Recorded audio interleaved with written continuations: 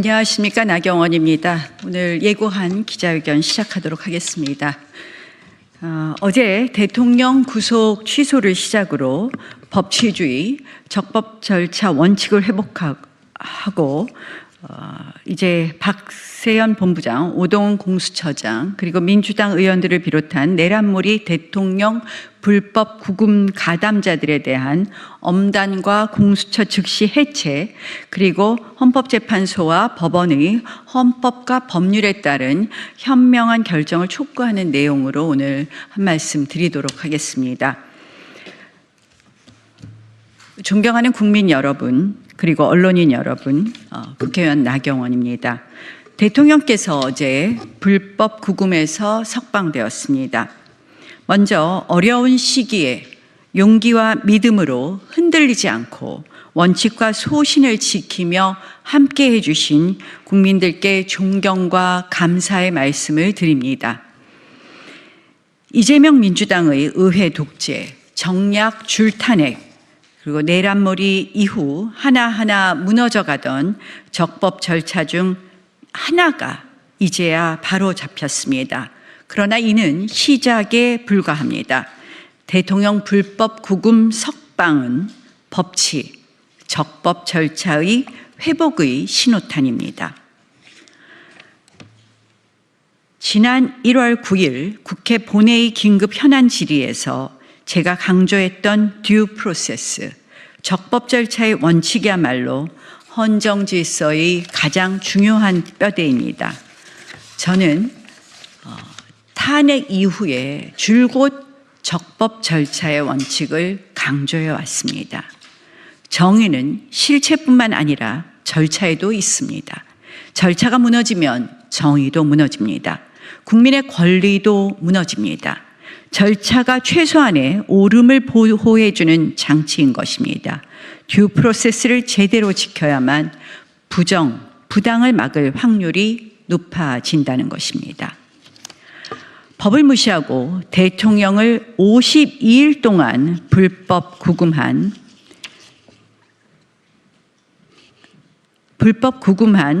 관계자 여러분들은 반드시 고발되어 수사받아야 합니다.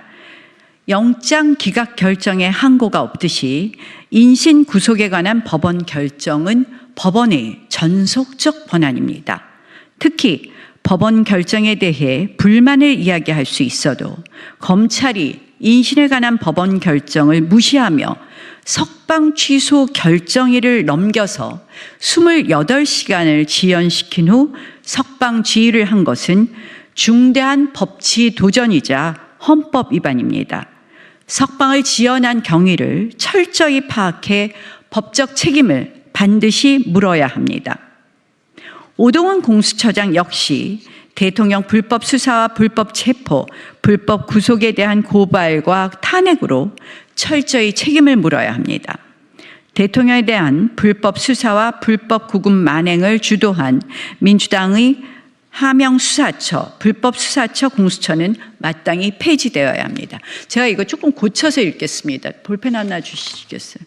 52일 구금한 동안부터 다시 읽겠습니다. 법을 무시하고 대통령을 52일 동안 불법 구금한 관계자들은 반드시 고발되어 수사받아야 합니다. 영장 기각 결정에 항고가 없듯이 인신 구속에 관한 법원 결정은 법원의 전속적 권한입니다. 특히 법원 결정에 대한 불만을 이야기할 수 있어도 검찰이 인신에 관한 법원 결정을 무시하며 석방 취소 결정일을 넘겨 28시간을 지연시킨 후 석방 지휘를 한 것은 중대한 법치 도전이자 헌법 위반입니다. 석방을 지연한 경위를 철저히 파악해야 될 것입니다. 일부 알려진 바에 의하면 박세현 수사본부장이 이에 관해 책임이 있다고 합니다. 반드시 법적 책임을 물어야 할 것입니다. 오동훈 공수처장 역시 대통령 불법 수사와 불법 체포, 불법 구속에 대해서 반드시 고발과 탄핵으로 철저히 책임을 물어야 합니다. 대통령에 대한 불법 수사와 불법 구금 만행을 주도한 민주당의 하명수사처, 불법수사처 공수처는 마땅히 폐지되어야 합니다. 지난 2019년 제가 원내대표로서 민주당의 공수처법 패스트트랙 강행을 막으려 강력히 투쟁했었습니다.